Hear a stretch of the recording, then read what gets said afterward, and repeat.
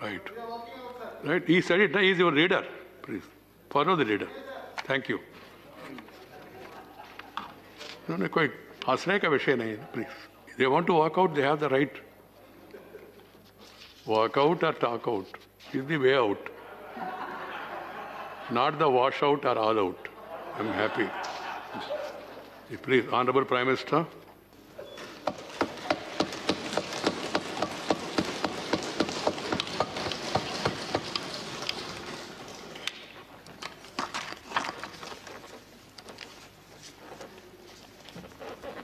आदरणीय सभापति जी, पूरा विश्व अनेक चुनौतियों से जूझ रहा है। शायद ही किसी ने सोचा होगा कि मानव जात को ऐसे कठिन दौर से गुजरना पड़ेगा। ऐसी चुनौतियों के बीच इस दशक के प्रारंभ में ही हमारे आदरणीय राष्ट्रपति जी ने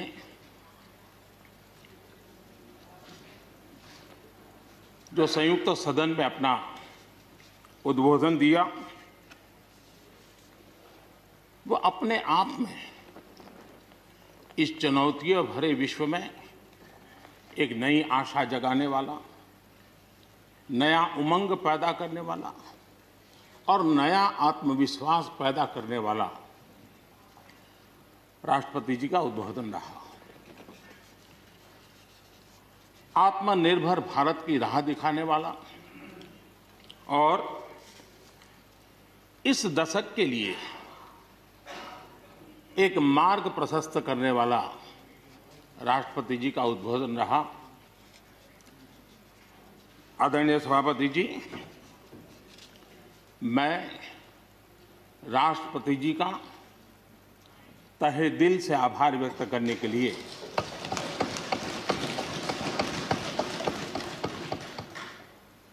आज आप सबके बीच खड़ा हूं।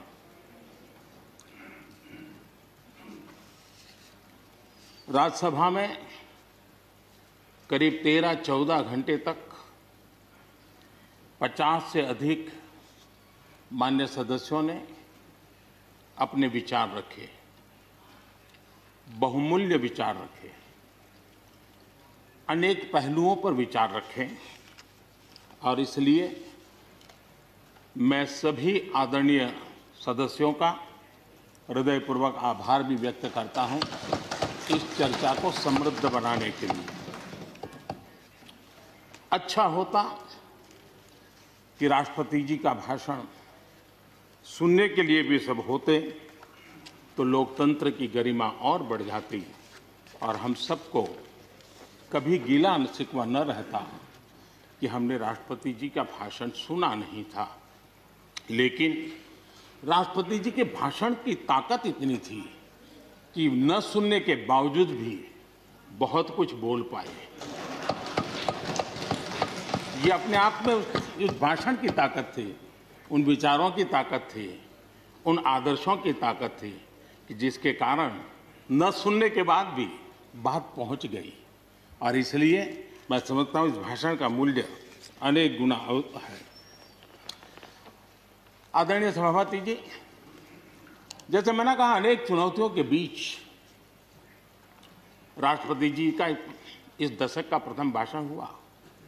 लेकिन ये भी सही है कि जरा पूरे विश्व पटल की तरफ देखते हैं, भारत के युवा मन को देखते हैं, तो ऐसा लगता है कि आज भारत सच्चे अर्थ में एक अवसरों की भूमि है।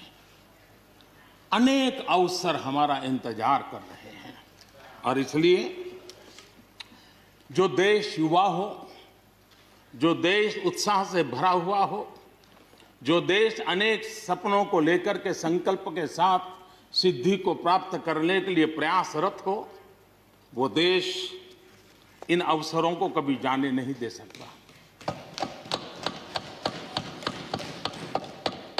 हम सब के लिए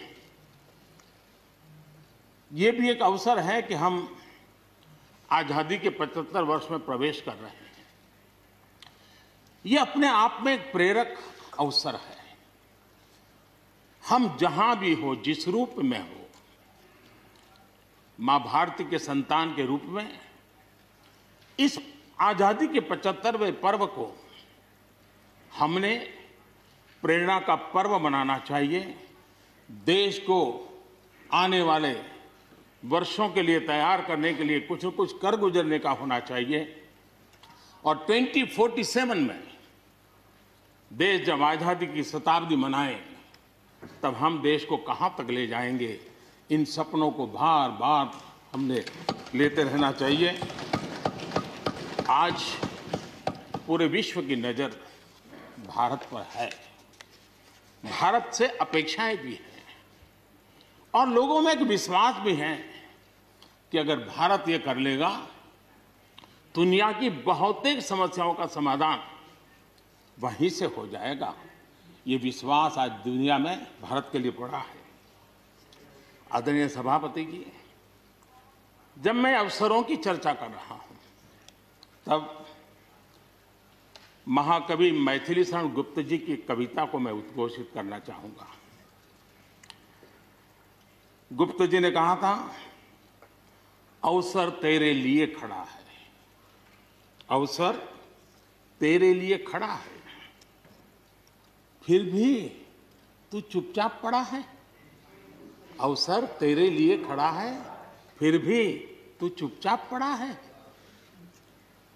तेरा कर्म क्षेत्र बड़ा है, तेरा कर्म क्षेत्र बड़ा है, पल पल है अनमोल, पल पल है अनमोल। अरे भारत उठ, अरे भारत उठ, आंखें खोल। ये मैथिली शरण गुप्त जी ने कहा था। लेकिन मैं सोच रहा था, इस कालखंड में 21वीं सदी के आरंभ में अगर उनको लिखना होता तो क्या लिखते। मैं कल्पना करता था कि वो लिखते, अवसर तेरे लिए खड़ा है, अवसर तेरे लिए खड़ा है, तू आत्मविश्वास से भरा पड़ा है, तू आत्मविश्वास से भरा पड़ा है। हर बाधा, हर बाधा, हर बंदिश को तोड़, हर बाधा, हर बंदिश को तोड़। अरे भारत, अरे भारत, आत्मनिर्भरता के पथ पर दौड़, आत्मनिर्भरता के पथ पर दौड़।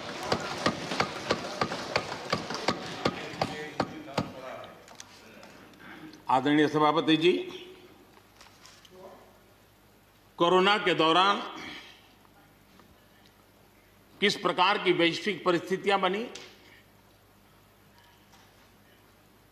कोई किसी की मदद कर सके ये असंभव हो गया। एक देश दूसरे देश को मदद न कर सके, एक राज्य दूसरे राज्य को मदद न कर सके, यहां तक कि परिवार का एक सदस्य दूसरे परिवार की सदस्य की मदद न कर सके, वैसा माहौल कोरोना के कारण पैदा हुआ। भारत के लिए तो दुनिया ने बहुत आशंकाएं जताई थी। विश्व बहुत चिंतित था कि अगर कोरोना की इस महामारी में अगर भारत अपने आप को संभाल नहीं पाया, तो न सिर्फ भारत लेकिन पूरी मानव जात के लिए कितना बड़ा संकट आ जाएगा, ये आशंकाएं सबने जताई। करोड़ों लोग फंस जाएंगे, लाखों लोग मर जाएंगे। हमारे यहां भी डराने के लिए भरपूर बातें भी हुई। अरे ये क्यों हुआ, ये मेरा सवाल नहीं है, क्योंकि एक अननोन एनिमी क्या कर सकता है किसी को अंदाज नहीं था। हर एक ने अपने अपने तरीके से आकलन किया था। लेकिन भारत ने अपने देश के नागरिकों की रक्षा करने के लिए एक अननोन एनिमी से, और जिसकी कोई पूर्व परंपरा नहीं थी कि ऐसी चीज को ऐसे डील किया जा सकता है, इसके लिए ये प्रोटोकॉल हो सकता, कुछ पता नहीं था। एक नए तरीके से, नए सोच के साथ हर किसी को चलना था। हो सकता है कुछ विद्वान सामर्थ्यवान लोग उनको कुछ और विचार हो सकता है, लेकिन था ये कि एक अननोन एनिमी था और हमें रास्ते भी खोजने थे, रास्ते बनाने भी थे और लोगों को बचाना भी था।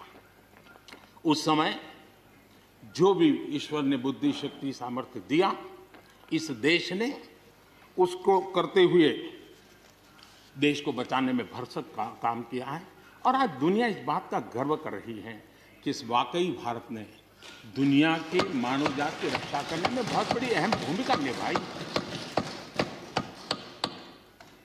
ये लड़ाई जीतने का यश किसी सरकार को नहीं जाता है, न किसी व्यक्ति को जाता है, लेकिन हिंदुस्तान को तो जाता है। गर्व करने में क्या जाता है? विश्व के सामने आत्मविश्वास के साथ बोलने में क्या जाता है? इस देश ने किया है। गरीब से गरीब व्यक्ति ने इस बात को किया है। उन समय सोशल मीडिया में देखा होगा, फुटपाथ पर एक छोटी झोपड़ी लगा करके बैठी हुई एक बूढ़ी मां,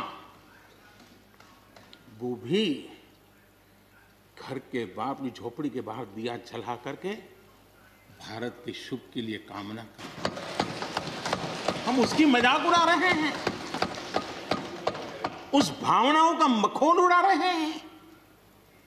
समय है, जिसने कभी स्कूल का दरवाजा नहीं देखा था, उसके मन में भी देश के लिए जो भी दिया जला करके भी देश की सेवा कर सकता हूं तो करूं, इस भाव से किया था। और उसने देश में एक सामूहिक शक्ति का जागरण किया था, अपनी शक्ति का, सामर्थ्य का परिचय करवाया था। लेकिन उसकी भी मजाक उड़ाने में मजा आ रहा है। विरोध करने के लिए कितने मुद्दे हैं जी, और करना भी चाहिए, लेकिन ऐसी बातों में न उलझे जो देश के मनोबल को तोड़ते हैं, जो देश के सामर्थ्य को नीचा आंकते हैं। इससे कभी लाभ नहीं होता है। हमारे कोरोना वॉरियर्स, हमारे फ्रंटलाइन वर्कर्स, आप कल्पना कर सकते हैं जी, जब चारों तरफ भाई कहीं किसी से कोरोना आ जाएगा तो ऐसे समय ड्यूटी करना, अपनी जिम्मेवारियों को निभाना, ये छोटी चीजें नहीं है। इसका गर्व करना चाहिए, उनका आदर करना चाहिए। और इन सब के प्रयासों का परिणाम है कि देश ने आज ये करके दिखाया। हम जरा भूतकाल की तरफ देखें, ये आलोचना के लिए नहीं है, उन स्थितियों को हमने जिया है। कभी चेचक की बात होती थी, कितना भय फैल जाता था, पोलियो कितना डरावना लगता था, उसकी वैक्सीन पाने के लिए क्या क्या मेहनत करनी पड़ती थी, कितनी तकलीफें उठानी पड़ती थी।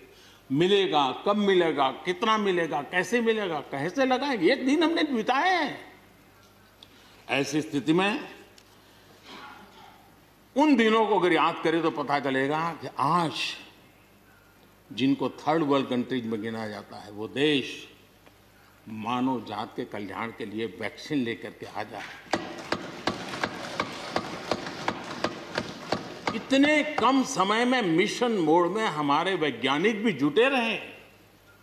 ये मानव जात के इतिहास में भारत के योगदान एक गौरवपूर्ण गाथा है।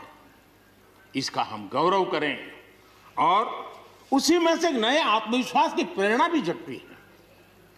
हमने उस नए आत्मविश्वास की प्रेरणा को जगाने के ऐसे प्रयासों को आज देश गर्व कर सकता है कि दुनिया का सबसे बड़ा टीकाकरण अभियान इसी मेरे देश में चल रहा है।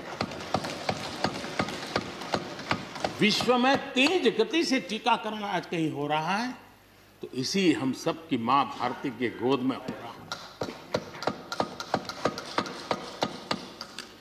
और भारत का ये सामर्थ्य कहां नहीं पहुंचा है। आज कोरोना ने भारत को दुनिया के साथ रिश्तों में एक नई ताकत दी है। जब शुरुआत में कौन सी दवाई काम करेगी, वैक्सीन नहीं थी, तो सारा विश्व का ध्यान भारत की दवाइयों पर गया। विश्व में फार्मेसी के हब के रूप में भारत उभर करके आया। 150 देशों में दवाई पहुंचाने का काम उस संकट काल में भी इस देश ने किया है। मानव जात की रक्षा के लिए हम पीछे नहीं। इतना ही नहीं,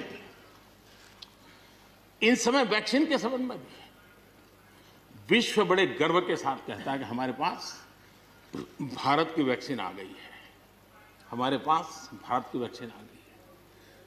हम सबको मालूम है कि दुनिया के बड़े बड़े अस्पताल में भी बड़े बड़े लोग भी जब ऑपरेशन कराने जाते हैं, कोई बड़े मेजर ऑपरेशन के लिए, और ऑपरेशन थिएटर में जाने के बाद प्रक्रिया शुरू होने के पहले उसकी आंखें ढूंढती हैं कि कोई हिंदुस्तानी डॉक्टर है कि नहीं है।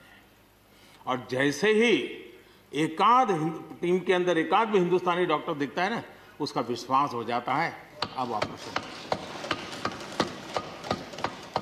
ये देश ने कमाया है, इसका हमें गर्व होना चाहिए।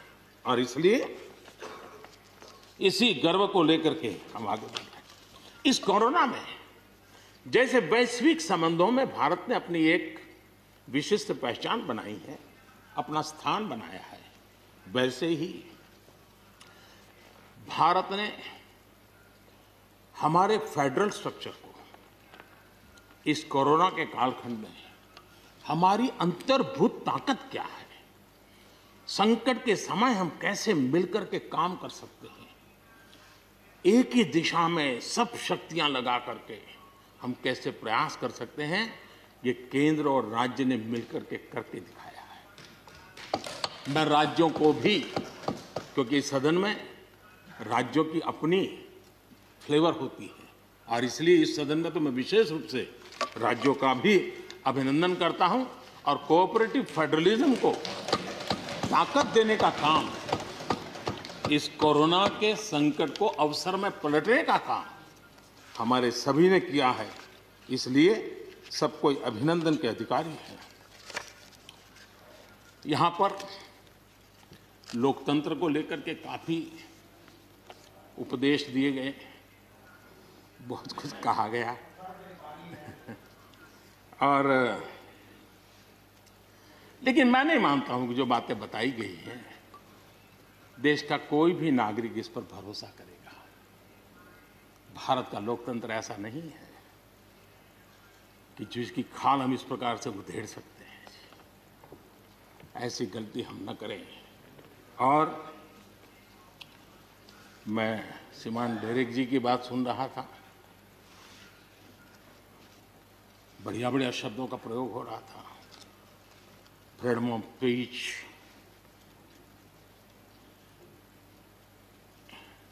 इंटिमिडेशन,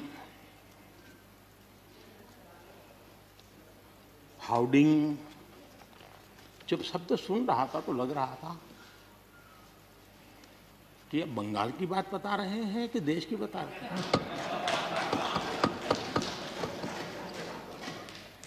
स्वाभाविक है, 24 घंटे वही देखते हैं, वही सुनते हैं, तो वही बात शायद गलती से यहां बता दी होगी। कांग्रेस के हमारे बाजवा साहब भी काफी अच्छा बता रहे थे इस बार, और इतना लंबा खींच करके बता रहे थे तो मुझे लग रहा था बस आप थोड़ी देर में ये इमरजेंसी तक पहुंच जाएंगे। मुझे लग रहा था थोड़ी देर में एक कदम बार बाकी है, वो 84 तक पहुंच जाएंगे, लेकिन वो वहां नहीं गए। खैर, कांग्रेस देश को बहुत निराश करती है, आपने भी निराश कर दिया।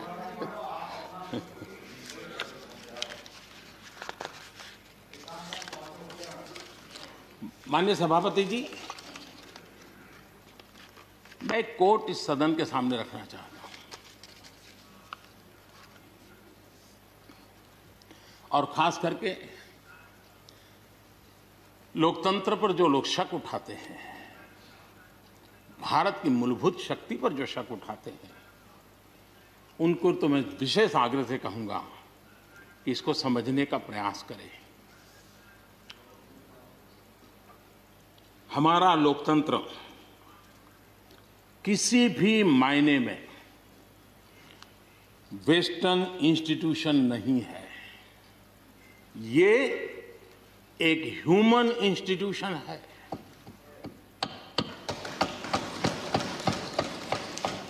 भारत का इतिहास लोकतांत्रिक संस्थानों के उदाहरणों से भरा पड़ा है। प्राचीन भारत में 81 गणतंत्रों का वर्णन हमें मिलता है। आज देशवासियों को भारत के राष्ट्रवाद पर चौतरफा हो रहे हमले से आगाह करना जरूरी है।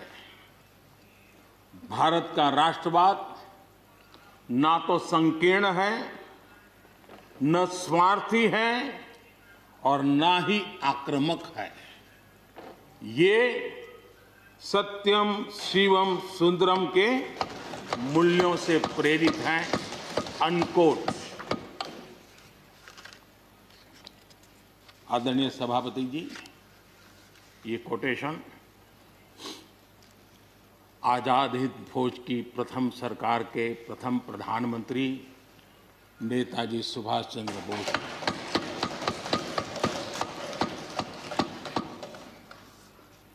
और संयोग है कि 125वीं जयंती आज हम मना रहे हैं, लेकिन दुर्भाग्य इस बात का है कि जाने अनजाने में हमने नेताजी की इस भावना को, नेताजी के इन विचारों को, नेताजी के इन आदर्शों को भुला दिया। और उसका परिणाम है कि आज हमको कोसने लग गए। मैं तो कभी कभी हैरान हो जाता हूं। दुनिया जो हमें कोई शब्द पकड़ा देती है, हम भी उसको पकड़ करके चल पड़ते हैं। दुनिया की सबसे बड़ी डेमोक्रेसी, दुनिया की सबसे बड़ी डेमोक्रेसी, दुनिया की सबसे बड़ी डेमोक्रेसी सुनते हैं, हमको भी अच्छा लगता है। हाँ यार, भारत विश्व की सबसे बड़ा लोकतंत्र। लेकिन हमने अपने युवा पीढ़ी को ये सिखाया नहीं कि भारत ये मदर ऑफ डेमोक्रेसी है, ये लोकतंत्र की जननी है। हम सिर्फ बड़ा लोकतंत्र है ऐसा नहीं है, यह देश लोकतंत्र की जननी है।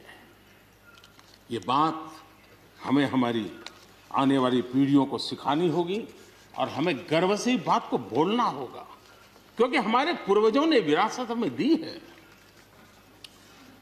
भारत की शासन व्यवस्था डेमोक्रेटिक है। सिर्फ इसी वजह से हम लोकतांत्रिक देश नहीं है।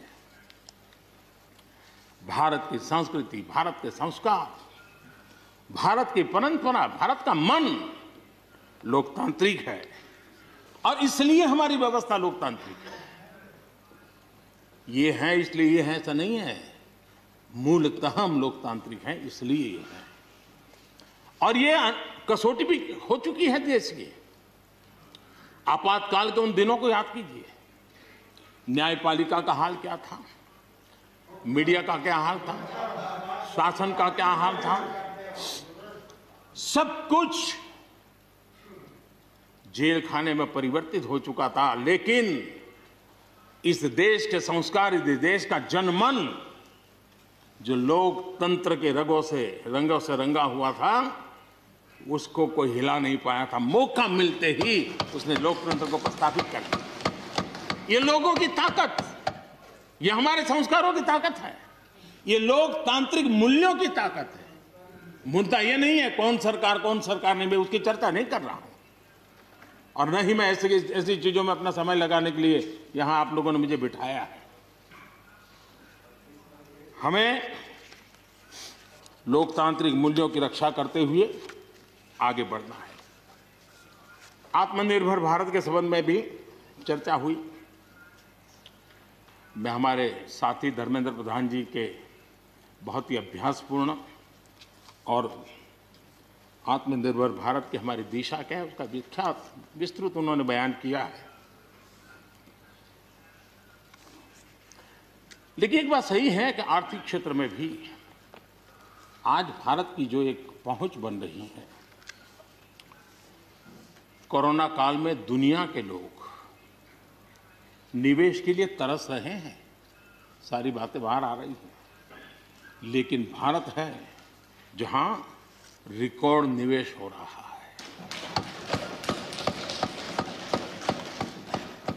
सारे तथ्य बता रहे हैं कि अनेक देशों की अर्थस्थिति डामाडोल है, जबकि दुनिया भारत में डबल डिजिट ग्रोथ का अनुमान लगा रही है। एक तरफ निराशा का माहौल है तो हिंदुस्तान में एक आशा की किरण नजर आ रही है। ये दुनिया की तरफ से आवाज उठ रही है। आज भारत का विदेशी मुद्रा भंडार रिकॉर्ड स्तर पर है। आज भारत में अन्न उत्पादन रिकॉर्ड स्तर पर है। भारत आज दुनिया में दूसरा बड़ा देश है जहां पर इंटरनेट यूजर हैं। भारत में आज हर महीने 4 लाख करोड़ रुपए का लेन देन डिजिटली हो रहा है, यूपीआई के माध्यम से हो रहा है, यूपीआई के माध्यम से। याद कीजिए, यहां के इसी सदन के भाषण में सुन रहा था 2 साल 3 साल पहले, लोगों के पास मोबाइल कहाँ है, टिकना कहाँ है, लोग डिजिटल कैसे करेंगे। ये देश की ताकत देखिए, हर महीने 4 लाख करोड़ रुपए भारत मोबाइल फोन के निर्माता के रूप में दुनिया का दूसरा सबसे बड़ा देश बना है। भारत में रिकॉर्ड संख्या में स्टार्टअप्स, यूनिकॉर्न्स, और जिसका विश्व में जय जयकार होने लगा है, इसी धरती पर हमारी युवा पीढ़ी कर रही है। रिन्यूएबल एनर्जी के क्षेत्र में विश्व के पहले 5 देशों में हमने अपनी जगह बना ली है और आने वाले दिनों में हम ऊपर ही चढ़ते जाने वाले हैं। जल हो, थल हो, नभ हो, अंतरिक्ष हो, भारत हर क्षेत्र में अपनी रक्षा के लिए अपने सामर्थ्य के साथ खड़ा है। सर्जिकल स्ट्राइक हो या एयर स्ट्राइक, भारत की कैपेबिलिटी को दुनिया ने देखा है। आदरणीय सभापति जी, 2014 में जब पहली बार मैं इस सदन में आया था, इस परिसर में आया था, और मुझे नेता के रूप में जब चुना गया था, तो मेरे पहले भाषण में मैंने कहा था कि मेरी सरकार गरीबों को समर्पित है। मैं आज दोबारा आने के बाद भी यही बात को दोहरा रहा हूं, और हम न हमारी डायरेक्शन बदली है, न हमने डाइल्यूट किया है, न डाइवर्ट किया है। उसी मिजाज के साथ हम काम कर रहे हैं, क्योंकि इस देश में आगे बढ़ने के लिए हमें गरीबी से मुक्त होना ही होगा। हमें प्रयासों को जोड़ते ही जाना होगा। पहले के प्रयास हुए होंगे तो उसमें और जोड़ना ही पड़ेगा। हम रुक नहीं सकते, जितना कर लिया बहुत है, नहीं रुक सकते, हमें और करना ही होगा। आज मुझे खुशी है कि जो मूलभूत आवश्यकता है ईज ऑफ लिविंग के लिए, और जिसमें से आत्मविश्वास पैदा होता है, और एक बार गरीब के मन में आत्मविश्वास भर गया, गरीब खुद गरीबी को चुनौती देने की ताकत के साथ खड़ा हो जाएगा। गरीब किसी का मदद के मोहताज नहीं रहेगा। तो मेरा अनुभव है, और इसलिए मैं कहता हूं, मुझे खुशी है 10 करोड़ से ज्यादा शौचालय बने, 41 करोड़ से ज्यादा लोगों के बैंक खाते खुले, 2 करोड़ से अधिक गरीबों के घर बने, 8 करोड़ से अधिक मुफ्त गैस के कनेक्शन दिए गए, 5 लाख रुपए तक मुफ्त इलाज गरीब की जिंदगी में एक बहुत बड़ी ताकत बनकर के उभरती है। ऐसी अनेक योजनाएं जो गरीबों के जीवन में बदलाव ला रही हैं, नया विश्वास पैदा कर रही हैं। आदरणीय सभापति जी, चुनौतियां हैं। अगर चुनौतियां न होती, ऐसा कहीं कुछ नजर नहीं आएगा। दुनिया का समृद्ध में समृद्ध देश, उसको भी चुनौतियां होती हैं। उसकी चुनौती अलग प्रकार की होगी, हमारी चुनौती अलग प्रकार की है। लेकिन तय हमें यह करना है कि हम समस्या का हिस्सा बनना चाहते हैं कि हम समाधान का हिस्सा बनना चाहते हैं। बस ये पतली सी रेखा है। अगर हम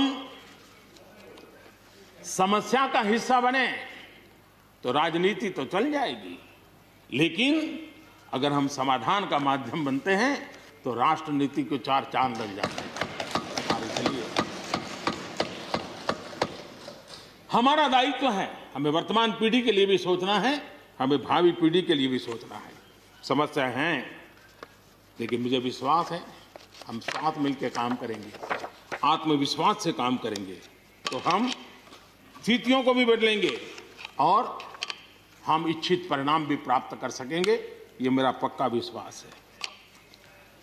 आदरणीय सभापति जी, सदन में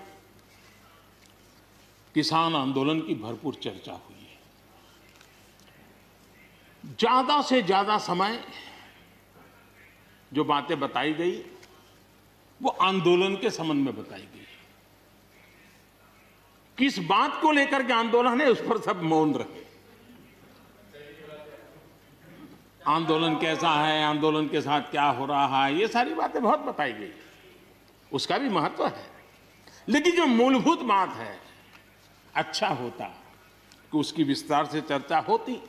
वैसे हमारे माननीय कृषि मंत्री जी ने बहुत ही अच्छे ढंग से कुछ सवाल भी पूछे हैं। उन सवालों के जवाब तो नहीं मिलेंगे, मुझे खातरी है, लेकिन उन्होंने बहुत ही अच्छे ढंग से इस विषय की इस सदन में चर्चा की है। मैं आदरणीय देवेगौड़ा जी का बहुत आभारी हूं कि उन्होंने इस पूरी चर्चा को एक गांधीर्य दिया और उन्होंने सरकार के जो अच्छे प्रयास है उसकी सराहना भी की, क्योंकि वो किसानों के लिए समर्पित रहे हैं जीवन भर, और उन्होंने इस सरकार के प्रयासों की सराहना भी की और उन्होंने अच्छे सुझाव भी दिए। मैं आदरणीय देवेगौड़ा जी का हृदय से आभार व्यक्त करता हूं। आदरणीय सभापति जी, खेती की मूलभूत समस्या क्या है, उसकी जड़ें कहां है, मैं आज पूर्व प्रधानमंत्री चौधरी चरण सिंह जी ने जो विस्तार से वो बताया था उसी का जिक्र करना चाहता हूं। बहुत लोग हैं जो चौधरी साहब की विरासत संभालने का गर्व करते हैं, वो जरूर इस बात को समझने का शायद प्रयास करेंगे। वो अक्सर 1970-71 जो एग्रीकल्चर सेंसस हुआ था उसका जिक्र उनकी भाषण में हमेशा आता था और उल्लेख करते थे। चौधरी चरण सिंह जी ने क्या कहा था, उनका कोट है, किसानों का सेंसस लिया गया तो 33% किसान ऐसे हैं जिनके पास जमीन 2 बीघे से कम है, 2 बीघे नहीं है, 2 बीघे तक है, 2 बीघे से कम। 18% जो किसान कहलाते हैं उनके पास 2 बीघे से 4 बीघे जमीन है, यानी आधा हेक्टर से 1 हेक्टर, ये 51% किसान है। ये चाहे कितनी मेहनत करे, अपनी छोटी सी जमीन पर इनकी गुजर ईमानदारी से उसमें हो नहीं सकती। ये चौधरी चरण सिंह जी का कोट है। छोटे किसानों की दयनीय स्थिति चौधरी चरण सिंह जी के लिए बहुत ही हमेशा पीड़ा देती थी और हमेशा उसकी चिंता करते थे। अब हम आगे देखें, ऐसे किसान जिनके पास 1 हेक्टर से भी कम जमीन होती है, 1971 में वे 51% थे, आज 68% हो चुके हैं। यानी देश में ऐसे किसानों की संख्या बढ़ रही है जिनके पास बहुत थोड़ी सी जमीन है। आज लघु और सीमांत किसानों की मिलाएं तो 86% किसान के पास 2 हेक्टर से भी कम जमीन है। और ऐसे किसानों की संख्या 12 करोड़ है। क्या इन 12 करोड़ किसानों के प्रति हमारी कोई जिम्मेवारी नहीं है? क्या देश की कोई जिम्मेवारी नहीं है? क्या हमने कभी हमारी योजनाओं के केंद्र में इन 12 करोड़ किसानों को रखना पड़ेगा कि नहीं रखना पड़ेगा? ये सवाल का जवाब चौधरी चरण सिंह जी हमारे लिए छोड़ करके गए हैं। हमें जवाब को ढूंढना होगा। हमें चौधरी चरण सिंह जी को सच्ची श्रद्धांजलि देने के लिए भी इस काम के लिए जिसको जो सूझे, जिसको मौका मिले, सबने करना होगा, तब जाकर के हम इन कर सकते हैं। अब पहले की सरकारों की सोच में छोटा किसान था क्या? अगर एक बार हम थोड़ा सोचेंगे तो ध्यान आएगा। मैं आलोचना के लिए नहीं कह रहा, लेकिन हमने सचमुच में हम सब ने सोचने की आवश्यकता है। जब हम चुनाव आते ही एक कार्यक्रम करते हैं कर्ज माफी। अब वो किसान का कार्यक्रम है कि वोट का कार्यक्रम है, वो तो हिंदुस्तान में हर कोई भली भांति जानता है। लेकिन जब कर्ज माफी करते हैं तब छोटा किसान उससे वंचित रहता है, उसके नसीब में कुछ नहीं आता है। क्योंकि कर्ज माफी जो बैंक से लोन लेता है उसके लिए होती है। छोटा किसान का बेचारा बैंक में खाता नहीं, वो कहाँ लोन लेने जाएगा? हमने छोटे किसान के लिए नहीं किया है, भले ही हमने राजनीति कर ली हो। 1-2 एकड़ जमीन वाले किसान जिसके पास बैंक का खाता भी नहीं है, न वो कर्ज लेता है, न कर्ज माफी का फायदा उसको मिलता है। उसी प्रकार से पहले की फसल बीमा योजना क्या थी? एक प्रकार से वो बीमा जो बैंक गारंटी के रूप में काम करता था, और वो भी छोटे किसान के लिए तो नसीब ही नहीं होता था। वो भी उन्हीं किसानों के लिए होता था जो बैंक से लोन लेता था और उसका इंश्योरेंस होता था, तो बैंक वालों को भी एक विश्वास हो जाता था, चल जाता था। आज 2 हेक्टेयर से कम कितने किसान हो गए जो बैंक से लोन? सिंचाई की सुविधा भी छोटे किसान के नसीब नहीं हुई। बड़े किसान तो बड़ा बड़ा पंप लगा देते थे, ट्यूबवेल कर देते थे, बिजली भी ले लेते थे और बिजली भी मुफ्त मिल जाती थी, उनका काम चल जाता था। छोटे किसान के लिए तो सिंचाई के भी लिए दिक्कत थी, वो तो कभी ट्यूबवेल लगा ही नहीं सकता था, कभी कभी तो उसको बड़े किसान से पानी खरीदना पड़ता था और जो दाम मांगे वो दाम देना पड़ता था। यूरिया, बड़े किसान को यूरिया प्राप्त करने का कोई प्रॉब्लम नहीं था। छोटा किसान को रात रात लाइन में खड़े रहना पड़ता था, उस पर डंडे चलते थे और कभी कभी तो बेचारा यूरिया के बिना घर वापस लौट जाता था। ये हम छोटे किसानों के हाल जानते हैं। 2014 के बाद हमने कुछ परिवर्तन किए। हमने फसल बीमा योजना का दायरा बढ़ा दिया ताकि किसान, छोटा किसान भी उसका फायदा ले सके, और बहुत मामूली रकम से ये काम शुरू किया। और पिछले 4-5 साल में फसल बीमा योजना के तहत 90,000 करोड़ रुपए, ये छोटी रकम नहीं है, 90,000 करोड़ रुपए उसके क्लेम किसानों को मिले। कर्ज माफी से भी आंकड़ा बड़ा हो जाता है। छोटा किसानों को किसान क्रेडिट कार्ड, हमारे यहाँ किसान क्रेडिट कार्ड हुए, लेकिन बड़े किसानों तक गए और वो बैंक से बहुत ही, कुछ तो राज्यों में 0% से ब्याज से उनको मिल जाते थे पैसे, और उनके कोई न कोई दो धंधा व्यापार होता था, पैसे वहाँ भी लग जाते थे। छोटे किसान के नसीब में ये नहीं था। हमने तय किया हिंदुस्तान के हर किसान को किसान क्रेडिट कार्ड देंगे। इतना ही नहीं, हमने उसका तो दायरा फिशरमैन तक भी बढ़ा दिया ताकि वो भी इसका फायदा उठा सके। और 2.25 करोड़ से ज्यादा किसानों तक ये किसान क्रेडिट का काम पहुंच चुका है, और बाकी भी राज्यों से आग्रह कर रहे हैं कि लगातार उसको आगे बढ़ाएं ताकि ज्यादा से ज्यादा किसान इसका लाभ उठा सकें, और राज्यों की मदद जितनी ज्यादा मिलेगी उतना ज्यादा ये काम हो जाएगा। उसी प्रकार से हम एक योजना ले आए, प्रधानमंत्री सम्मान निधि योजना। सीधे किसान के खाते में, और ये गरीब किसान को जिसके पास कभी इस प्रकार की मदद नहीं पहुंची। 10 करोड़ ऐसे परिवार हैं जिनको इसका लाभ मिल गया। और अगर बंगाल में राजनीति आड़े न आती तो बंगाल के किसान भी अगर जुड़ गए होते तो ये आंकड़ा उससे भी ज्यादा होता। और अब तक 1,15,000 करोड़ रुपया इन किसानों के खाते में गया। ये गरीब छोटे किसान, उनके पास गया है। हमारी सब योजनाओं के केंद्र बिंदु में सॉइल हेल्थ कार्ड, हमने 100% सॉइल हेल्थ कार्ड की बात कही, ताकि हमारे छोटे किसान को भी उसकी जमीन कैसी है, कौन सी उपज के लिए योग्य होगा, हमने 100% सॉइल हेल्थ कार्ड के लिए काम किया। उसी प्रकार से हमने यूरिया का नीम कोटिंग 100% किया। 100% के पीछे इरादा हमारा यही था कि गरीब से गरीब किसान तक भी यूरिया पहुंचने में रुकावट ना हो, यूरिया डाइवर्ट होता है बंद हो, और उसमें हम सफल भी हुए।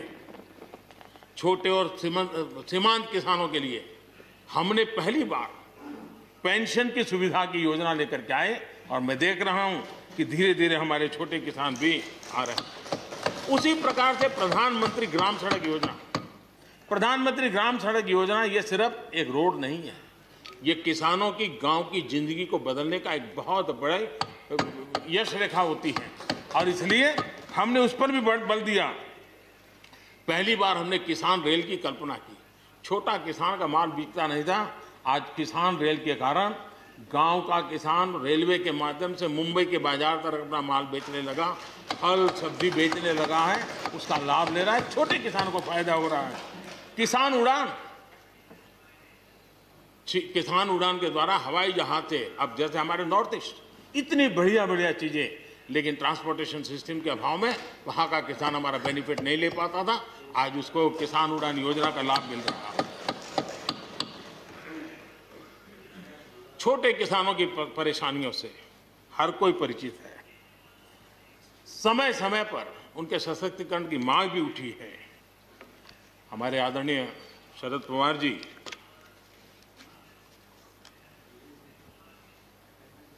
और कांग्रेस के भी हर किसी ने, हर सरकार ने कृषि सुधारों की वकालत की है। कोई पीछे नहीं है, क्योंकि हर एक को लगता है कर पाए नहीं कर पाए अलग बात है, लेकिन ये होना चाहिए, ये बात हर एक की निकली हुई है। और आज नहीं, जब भी जो जहां थे सबने की हुई है। और शरद राव जी ने तो अभी एक बयान भी दिया कि भाई मैं सुधारों के पक्ष में हूं। ठीक है, पद्धति के संबंध में उनके मन में सवाल है, लेकिन सुधारों का विरोध नहीं किया है। और इसलिए मैं समझता हूं कि हमें इस विषय में हमारे साथी श्रीमान सिंधिया जी ने बहुत ही अच्छे ढंग से कई पहलुओं पर इस कानून को लेकर के यहाँ पर ये सारी बातें पिछले 2 दशक से लगातार चल रही है, हर फोरम में चली है। ऐसा नहीं है कि कोई हमारे आने के बाद, हर ने कहा है और हर एक को लगा कि अब समय आ गया, हो जाए, अब समय आ गया। ये ठीक है, फुट स्टॉप कॉमा कोई इधर उधर हो सकता है, कोई ये दावा नहीं कर सकता है कि भाई हमारे समय की सोच बहुत ही बढ़िया थी। मैं भी दावा नहीं कर सकता हूं कि हमारे समय की सोच बढ़िया है, 10 साल के बाद कोई नई सोच आ ही नहीं सकती। ऐसा नहीं होता है जी। ये समाज जीवन परिवर्तनशील होता है। आज के समय हमें जो ठीक लगा चलो चले, आगे सुधार करेंगे, नई चीजों को जोड़ेंगे। यही तो प्रगति का रास्ता होता है जी। रुकावटें डालने से प्रगति कहां होती है जी। और इसलिए, लेकिन मैं हैरान हूं, अचानक यू टर्न ले लिया भाई, ऐसा क्यों किया? ठीक है, आप आंदोलन के मुद्दों को लेकर के इस सरकार को घेर लेते, लेकिन साथ साथ किसानों को भी कहते हैं कि भाई बदलाव बहुत जरूरी है, बहुत साल हो गए, अब नई चीजों को लेना पड़ेगा, तो देश आगे बढ़ता है। लेकिन अब मुझे लगता है कि राजनीति इतनी हावी हो जाती है कि अपने ही विचार छूट जाते हैं। लेकिन जो ये सब कर रहे हैं अच्छा है। आदरणीय डॉक्टर मनमोहन सिंह जी यहाँ मौजूद है, मैं उन्हीं का एक कोट आज पढ़ना चाहता हूँ।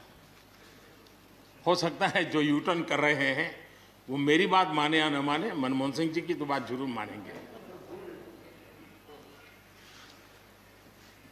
There are other rigidities because of the whole marketing regime set up in the 1930s, which prevent our farmers from selling their produce where they get the highest rate of return.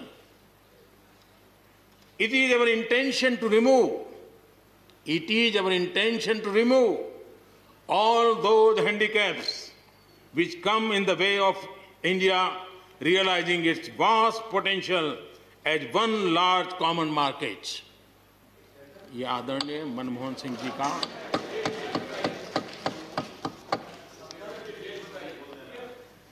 आदरणीय मनमोहन सिंह जी ने किसान को उपज बेचने की आजादी दिलाने, भारत को एक कृषि बाजार दिलाने के संबंध में अपना इरादा व्यक्त किया था और वो काम हम कर रहे हैं।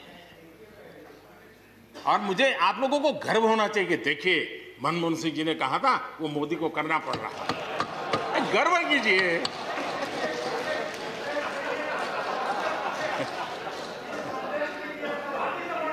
Please please. और मजा ये है कि जो लोग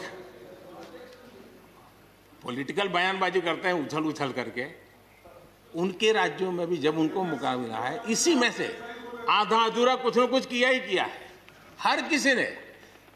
यहां जो विरोध में दल है उनकी भी जहां सरकारें हैं वहां आधा अधूरा कुछ न कुछ तो किया ही है, क्योंकि उनको भी मालूम है रास्ते का रास्ता तो यही है।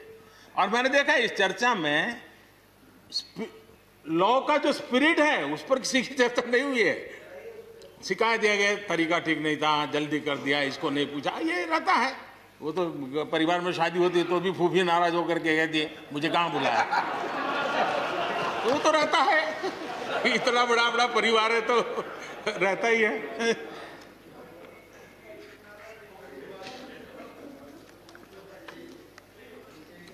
हम कुछ और बातों की ओर भी ध्यान दें।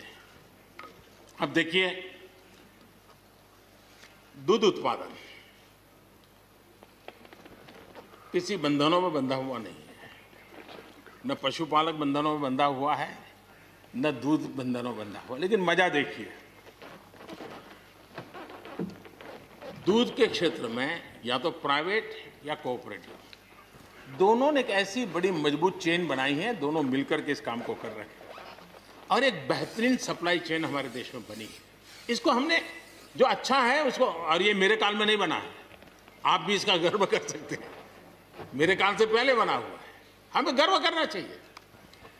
फल सब्जी से जुड़े व्यवसाय में ज्यादातर बाजारों का सीधा संपर्क रहता है, बाजारों की दखल हट गई है, इसका लाभ मिल रहा है। क्या डेयरी वाले, फल सब्जी खरीदने वाले उद्यमी, पशुपालकों की किसान, क्या जमीन पर कब्जा हो जाता है उनका? पशुपालन पर, पशु पे कब्जा हो जाता है? नहीं होता, दूध बिकता है, पशु नहीं बिकता है जी। हमारे देश में डेयरी उद्योग का योगदान कृषि अर्थव्यवस्था के कुल मूल्य में 28% से भी ज्यादा है। यानी इतना बड़ा हम एग्रीकल्चर की चर्चाएं करते हैं, इस पहलू को हम भूल जाते हैं। 28% कंट्रीब्यूशन है और करीब करीब 8 लाख करोड़ रुपयों का कारोबार है।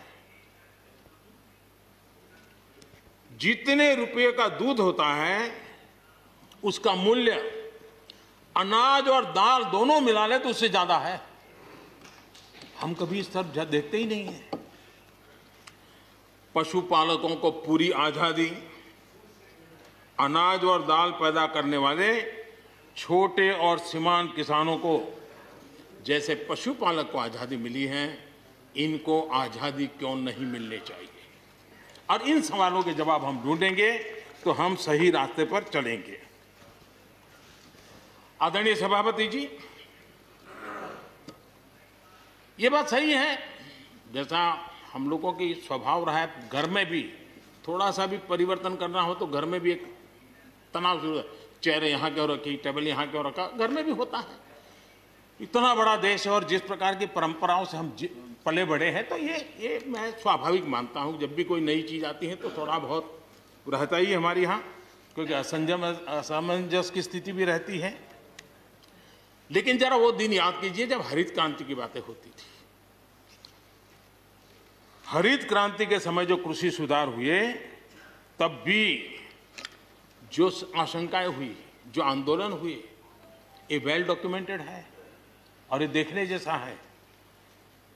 कृषि सुधार के लिए सख्त फैसले लेने के उस दौर में शास्त्री जी का हाल ये था कि अपने साथियों में से कोई कृषि मंत्री बनने को तैयार नहीं होता था।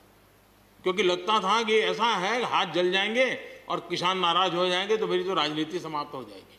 ये शास्त्री जी के समय की घटनाएं हैं। और अंत में शास्त्री जी को सी सुब्रमण्यम जी को कृषि मंत्री बनाना पड़ा था और उन्होंने रिफॉर्म्स की बातें की।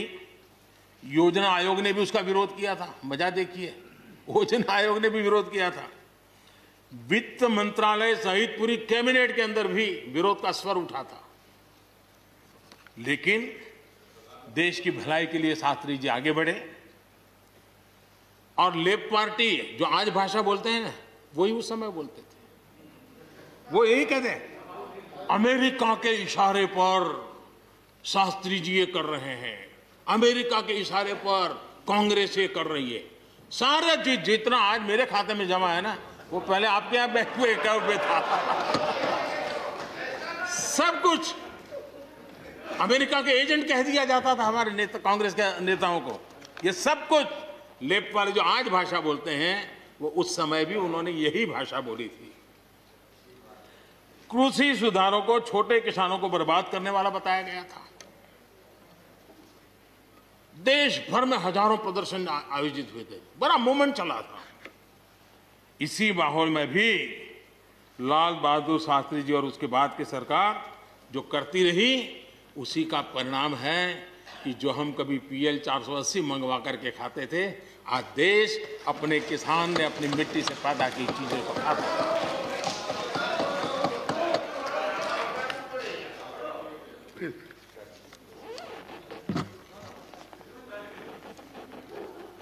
रिकॉर्ड उत्पादन के बावजूद भी हमारे कृषि क्षेत्र में समस्याएं हैं। कोई ये तो मना नहीं कर सकता है समस्याएं नहीं है, लेकिन समस्याओं का समाधान हम सबको मिलकर के करना होगा। और मैं मानता हूं कि अब समय ज्यादा इंतजार नहीं करेगा। हमारे राम गोपाल जी ने बहुत ही अच्छी बात कही कि उन्होंने कहा कि कोरोना लॉकडाउन में भी हमारे किसानों ने रिकॉर्ड उत्पादन किया। सरकार ने भी बीज, खाद, सारी चीजें कोरोना काल में भी पहुंचाने में कोई कमी नहीं होने दी, कोई संकट नहीं आने दिया। और उसका सामूहिक परिणाम मिला कि देश के पास यह भंडार भरा रहा। उपज की रिकॉर्ड खरीदी भी इस कोरोना काल में ही हुई। तो मैं समझता हूं कि हमने नए नए उपाय खोज करके आगे बढ़ना होगा। और जैसा मैंने कहा, कोई भी हम कई कानून है, हर कानून में 2 साल 5 साल के बाद, कभी 2 महीने 2-3 महीने के बाद सुधार करते ही करते हैं। हम कोई स्टैटिक अवस्था में जीने वाले लोग थोड़े हैं जी। जब अच्छे सुझाव आते हैं तो अच्छे सुधार भी आते हैं। और सरकार भी अच्छे सुझावों को, और सिर्फ हमारी नहीं, हर सरकार ने अच्छे सुझावों को स्वीकार किया। यही तो लोकतंत्र की परंपरा है। और इसलिए अच्छा करने के लिए अच्छे सुझावों के साथ, अच्छे सुधारों की तैयारी के साथ हम सबको आगे बढ़ना चाहिए। मैं आप सबको निमंत्रण देता हूं, आइए हम देश को आगे ले जाने के लिए, कृषि क्षेत्र की समस्याओं का समाधान करने के लिए आंदोलनकारियों को समझाते हुए हमने देश को आगे ले जाना होगा। हो सकता है कि शायद आज नहीं तो कल जो भी यहाँ होगा, किसी न किसी को ये काम करना ही पड़ेगा। आज मैंने किया है, गालियाँ मेरे खाते में जाने दो, लेकिन इस अच्छा करने में आप जुड़ जाओ। बुरा हो मेरे खाते में, अच्छा हो आपके खाते में, आओ मिलकर के चले।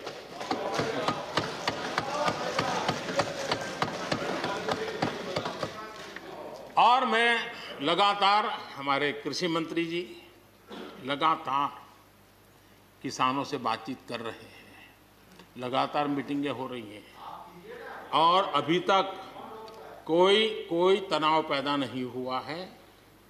एक दूसरे की बात को समझने का, समझाने का प्रयास चल रहा है।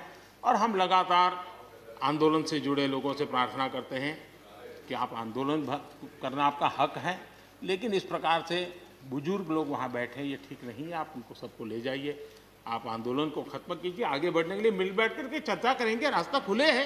ये सब हमने कहा है। मैं आज भी इस सदन से माध्यम से भी निमंत्रण देता हूं।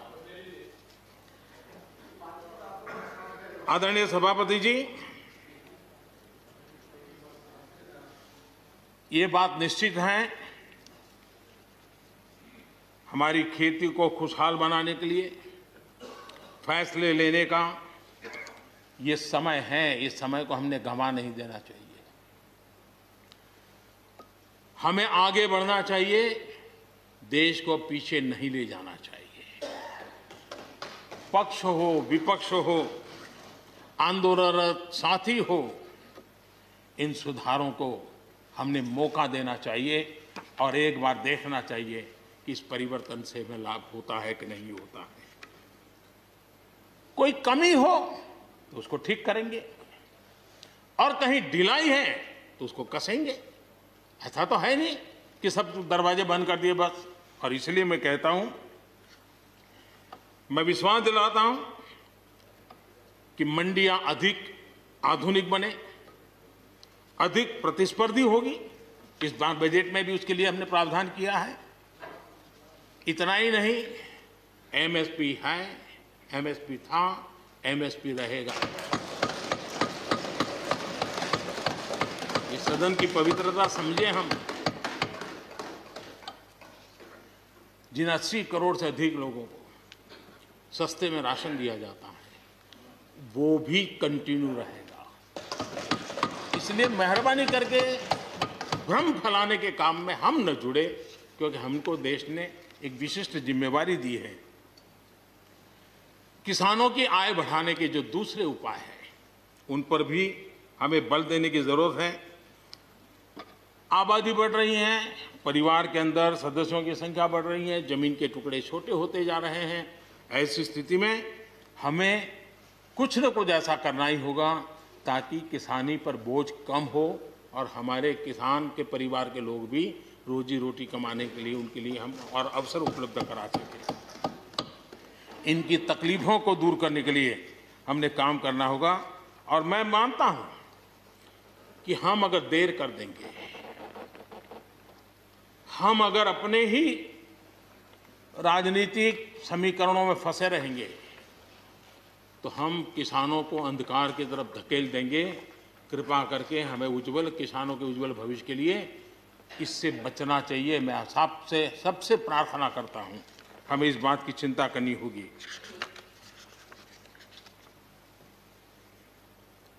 आदरणीय सभापति जी,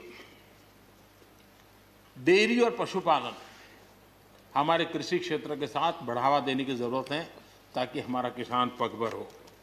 उसी प्रकार इसी काम के लिए हमने फुट एंड माउथ डिसीज के लिए एक बहुत बड़ा अभियान चलाया है ताकि वो किसान को या पशुपालक जो बाय एंड लार्ज किसानी से जुड़ा हुआ रहता है उसको भी लाभ होगा। हमने फिशरीज को भी एक अलग बल दिया, अलग मिनिस्ट्री बनाई और 20,000 करोड़ रुपए मत्स्य संपदा योजना के लिए लगाया है ताकि ये पूरे क्षेत्र को एक नया बल मिले। स्वीट रिवॉल्यूशन, भारत में बहुत संभावनाएं हैं और इसलिए भारत ने किसान, उसके लिए बहुत जमीन की जरूरत नहीं है, अपने ही खेत के कोने में वो कर दें तो भी साल में 40,000, 50,000, लाख रुपया, 2 लाख रुपया कमा लेगा वो। और इसलिए हम स्वीट रिवॉल्यूशन, शहद के लिए, हनी के लिए, उसी प्रकार से बी वैक्स, दुनिया में बी वैक्स की मांग है, भारत बी वैक्स एक्सपोर्ट कर सकता है।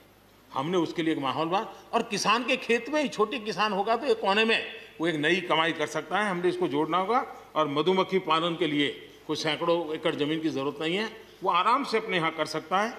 सोलर पंप, सोलर हम कहते हैं अन्नदाता ऊर्जादाता बने, उसके खेत में ही वो अपनी सोलार सिस्टम से ऊर्जा भी पैदा करे, सोलार पंप चलाए, अपनी पानी की आवश्यकता को पूरी करे, उसके खर्च को, बोझ को बंद करे और फसल एक लेता है तो 2 ले, 2 लेता है तो 3 ले। क्रॉप पैटर्न में बदल करना है तो वो बदल कर सके, उसकी दिशा में हम जा सकते हैं। और एक बात है, भारत की ताकत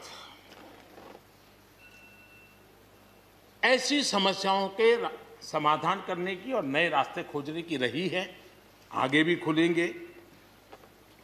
लेकिन कुछ लोग हैं जो भारत अस्थिर रहे, अशांत रहे, इसे लगातार कोशिशें कर रहे हैं। हमें इन लोगों को जानना होगा।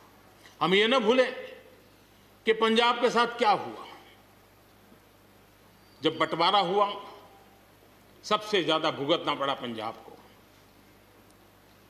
जब 84 के दंगे हुए, सबसे ज्यादा आंसू बहे पंजाब के, सबसे ज्यादा दर्दनाक घटनाओं का शिकार होना पड़ा पंजाब को।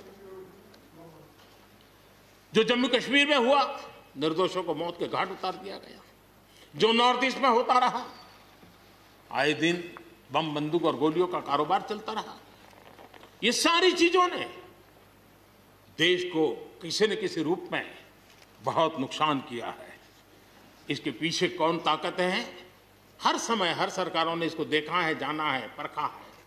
और इसलिए हमें उस जज्बे से इन सारी समस्याओं के समाधान के लिए हम तेजी से आगे बढ़े।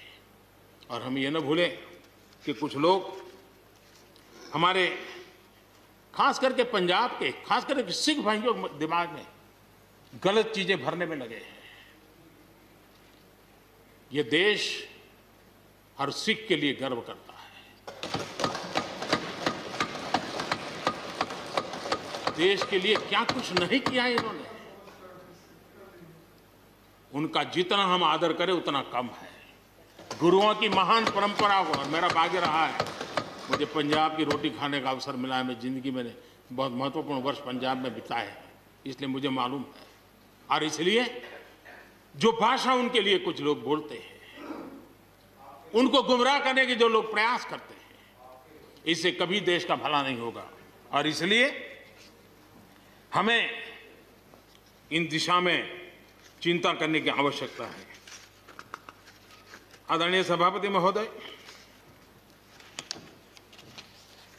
हम लोग कुछ शब्दों से बड़े परिचित हैं।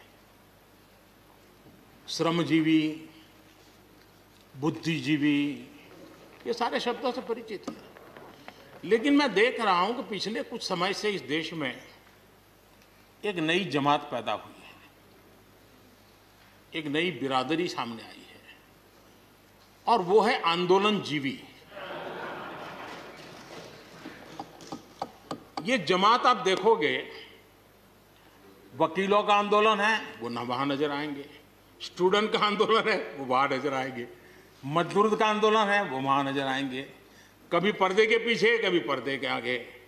एक पूरी टोली है जी जो आंदोलनजीवी है। वो आंदोलन के बिना जी नहीं सकते हैं और आंदोलन से जीने के लिए रास्ते खोजते रहते हैं।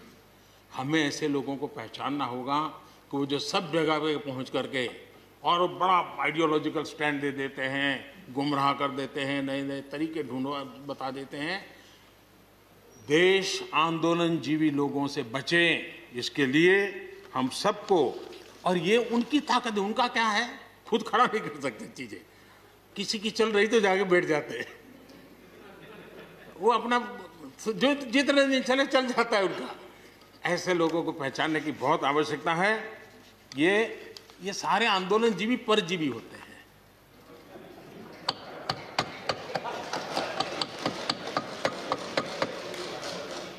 और यहां पर सब लोगों को मेरी बात से आनंद इसलिए होगा कि आप जहां जहां सरकारें चलाते होंगे, आपको भी ऐसे परजीवी आंदोलनजीवियों का अनुभव होता होगा।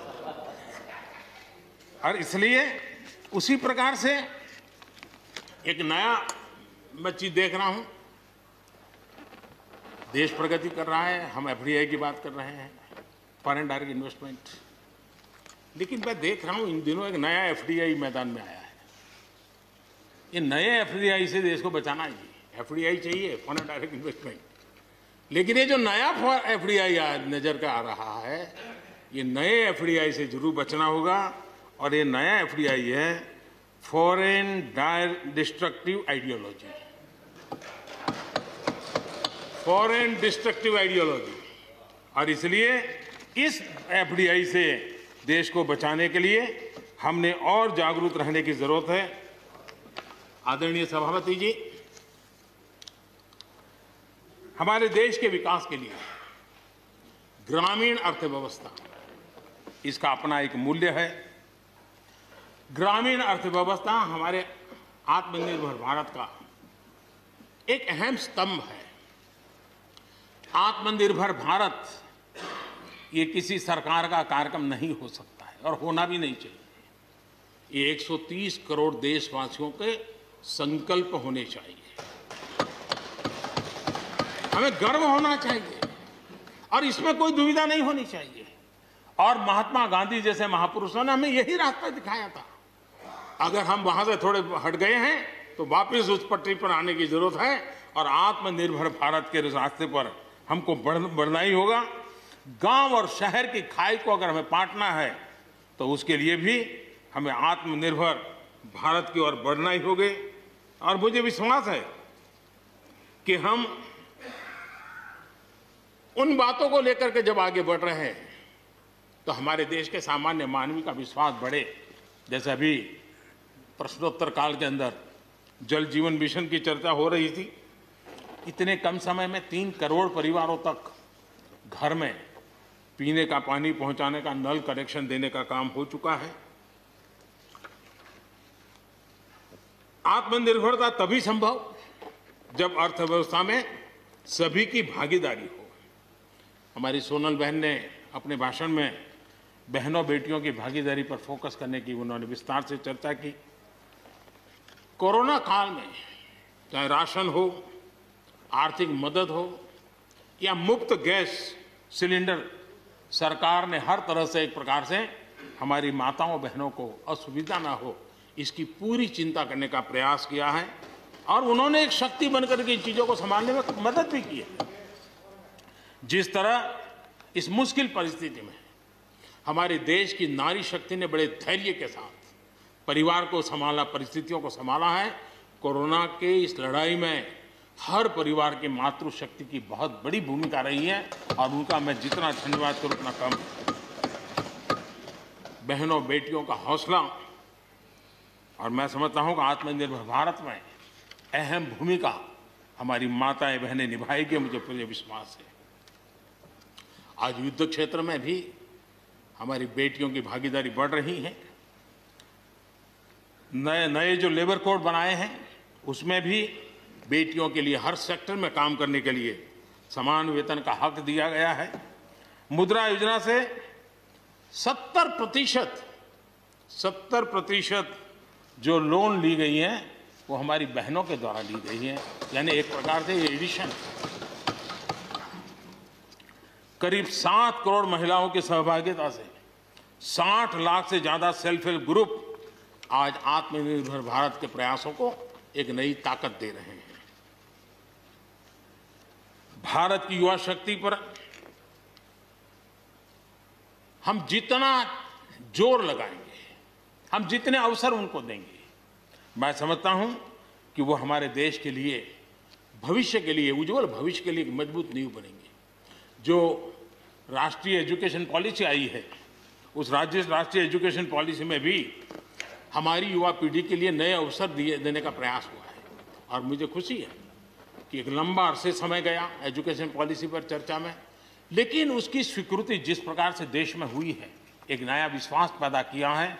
और मुझे विश्वास है कि ये नई एजुकेशन पॉलिसी, नई राष्ट्रीय शिक्षा नीति हमारे देश के लिए एक नए तरीके से पढ़ने का विचार दिखा आगे। हमारा एमएसएमई सेक्टर, रोजगार के सबसे ज्यादा अवसर एमएसएमई सेक्टर को मिल रहे हैं और जब कोरोना काल में जो स्टिमुलस की बात हुई उसमें भी एमएसएमई पर पूरा ध्यान दिया गया और उसी का परिणाम है कि आर्थिक रिकवरी में आज हमारे एमएसएमई बहुत बड़ी भूमिका निभा रहे हैं और हम इसको आगे बढ़ा रहे हैं। हम लोग प्रारंभ से सबका साथ, सबका विकास, सबका विश्वास का मंत्र लेकर के चल रहे हैं और उसी का परिणाम है कि नॉर्थ ईस्ट हो या नक्सल प्रभावित क्षेत्र, धीरे धीरे वहाँ हमारी समस्याएं कम होती जा रही हैं और समस्याएं कम होने के कारण, सुख और शांति का अवसर पैदा होने के कारण विकास की मुख्य धारा में ये हमारे सभी साथियों को आने का अवसर मिल रहा है। अब भारत के उज्जवल भविष्य में ईस्टर्न इंडिया बहुत बड़ी भूमिका निभाएगा, ये मैं साफ देख रहा हूँ और उसको हम पूरी मजबूती से काम रहे। मैं आदरणीय गुलाम नबी जी को सुन रहा था, वैसे भी बड़ी मृदुता, सौम्यता और कभी भी कटु शब्द का उपयोग न करना ये गुलाम नबी जी की विशेषता रही है और मैं मानता हूँ कि हम सभी जो सांसदगण हैं उन्होंने उनसे ये सीखने जैसी चीज़ है और इसलिए मैं उनका आदर भी करता हूँ। और उन्होंने जम्मू कश्मीर में जो चुनाव हुए उसकी तारीफ की। उन्होंने कहा कि बहुत लंबे समय से, और उन्होंने ये भी कहा कि मेरे दिल में जम्मू कश्मीर विशेष है, और स्वाभाविक भी है। उनके दिल में ये होना, पूरे हिंदुस्तान के दिल में जम्मू कश्मीर उसी भाव से भरा पड़ा हुआ है। जम्मू कश्मीर आत्मनिर्भर बनेगा, उस दिशा में हमारा, वहाँ पंचायत के चुनाव हुए, बीडीसी के चुनाव हुए, डीडीसी के चुनाव हुए, और इन सब की सराहना गुलाम नबी जी ने की है। इस प्रशंसा के लिए मैं आपका बहुत आभारी हूँ। लेकिन मुझे डर लगता है, आपने प्रशंसा की,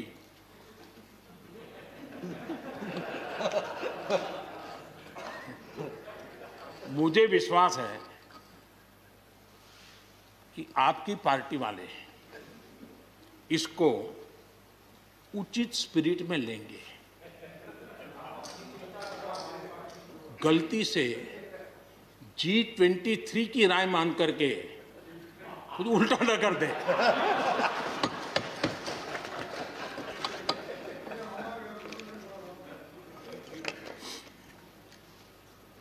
आदरणीय सभापति महोदय, कोरोना के चुनौतीपूर्ण दौर में सीमा पर भी चुनौती देने की कोशिश हुई। हमारे वीर जवानों के हौसले और कुशलता ने सटीक जवाब दिया है, और हर हिंदुस्तानी के इस बात पर गर्व होना चाहिए। मुश्किल परिस्थितियों में भी हमारे जवान डट करके खड़े रहे हैं। तमाम साथियों ने भी हमारे जवानों के शौर्य की सराहना की है, मैं उनका आभारी हूं। LAC पर जो स्थिति बनी है, उस पर भारत का रुख बहुत स्पष्ट है, और देश इसको भली भांति देख भी रहा है और गर्व भी कर रहा है। बॉर्डर इंफ्रास्ट्रक्चर और बॉर्डर सिक्योरिटी को लेकर हमारी प्रतिबद्धता में किसी प्रकार की ढील आने का सवाल ही नहीं होता है, गुंजाइश ही नहीं है। और जो लोग हमारा लालन पालन और हमारे विचारों का हमारा उछेर देखते हैं, वो कभी इस विषय में हमें सवाल ही नहीं करेंगे। उनको मालूम है हम इसके लिए डटे हुए रहने वाले लोग हैं, और इसलिए हम इन विषयों में कहीं पर भी पीछे नहीं हैं। आदरणीय सभापति जी, इस सदन की उत्तम चर्चा के लिए मैं सबका धन्यवाद करते हुए आखिर में एक मंत्र का उल्लेख करते हुए अपनी वाणी को मैं विराम दूंगा। हमारे यहाँ वेदों में एक महान विचार प्राप्त होता है, और हम सब के लिए, 130 करोड़ देशवासियों के लिए ये मंत्र अपने आप में बहुत बड़ी प्रेरणा है। वेदों का ये मंत्र कहता है, अयुतो अहम, अयुतो में आत्मा, अयुतो अहम, अयुतो में आत्मा, अयुतम में चक्षुः, अयुतम श्रोत्रम, अयुतो अहम, अयुतो में आत्मा, अयुतम में चक्षुः, अयुतम श्रोत्रम। यानी मैं एक नहीं हूं, मैं अकेला नहीं हूं, मैं अपने साथ करोड़ों मानवों को देखता हूं, अनुभव करता हूं। इसलिए मेरी आत्मिक शक्ति करोड़ों की है, मेरे साथ करोड़ों की दृष्टि है, मेरे साथ करोड़ों की श्रवण शक्ति, कर्म शक्ति भी है। आदरणीय सभापति जी, वेदों की इसी भावना से, इसी चेतना से 130 करोड़ से अधिक देशवासियों वाला भारत सबको साथ लेकर के आगे बढ़ रहा है। आज 130 करोड़ देशवासियों के सपने आज हिंदुस्तान के सपने हैं। आज 130 करोड़ देशवासियों की आकांक्षाएं इस देश की आकांक्षाएं हैं। आज 130 करोड़ देशवासियों का भविष्य भारत के उज्जवल भविष्य की गारंटी है। और इसलिए आज जब देश नीतियां बना रहा है, प्रयास कर रहा है, तो वो केवल तत्कालीन हानि लाभ के लिए नहीं, लेकिन एक लंबे दूरगामी, और 2047 में देश जब आजादी का शतक मनाएगा, तब देश को नई ऊंचाइयों पर ले जाने के सपनों को लेकर के नींव रखी जा रही है। और मुझे विश्वास है कि इस काम को हम पूरा करने में अवश्य सफल होंगे। मैं फिर एक बार आदरणीय राष्ट्रपति जी के उद्बोधन के लिए मैं उनका आदरपूर्वक धन्यवाद करते हुए, उनका अभिनंदन करते हुए, सदन में भी जिस तरह चर्चा हुई, और मैं सच बताता हूं, चर्चा का स्तर भी अच्छा था, वातावरण भी अच्छा था। ये ठीक है कि इससे कितने लाभ होते हैं। मुझ पर भी कितना हमला हुआ, हर प्रकार से जो भी कहा जा सकता है कहा, लेकिन मुझे बहुत आनंद हुआ कि मैं कम से कम आपके काम तो आया। देखिए, आपके मन में एक तो कोरोना के कारण ज्यादा जाना आना होता नहीं होगा, फंसे रहते होंगे, और घर में भी खिचखिच चलती होगी। अब इतना गुस्सा यहां निकाल दिया तो आपका मन कितना हल्का हो गया, आप घर के अंदर कितनी खुशी चैन से समय बिताते होंगे। तो ये आनंद जो आपको मिला है, इसके लिए मैं काम आया, ये भी मैं अपना सौभाग्य मानता हूं, और मैं चाहूंगा ये आनंद लगातार लेते रहिए, चर्चा करते रहिए, लगातार चर्चा करते रहिए, सदन को जीवंत बनाते रखिए। मोदी है, मौका लीजिए। बहुत बहुत धन्यवाद। धन्यवाद प्रधानमंत्री जी।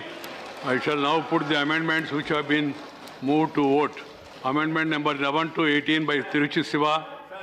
Amendment number 11 to 18 by Tiruchi Siva. Are you withdrawing the amendments? Or Sir, to have concern on his citizens. should I put them to vote? No speech. No speech is allowed now. You know that. Are you withdrawing the amendments, or should I put them to vote? Should I treat it that you have got every right? So.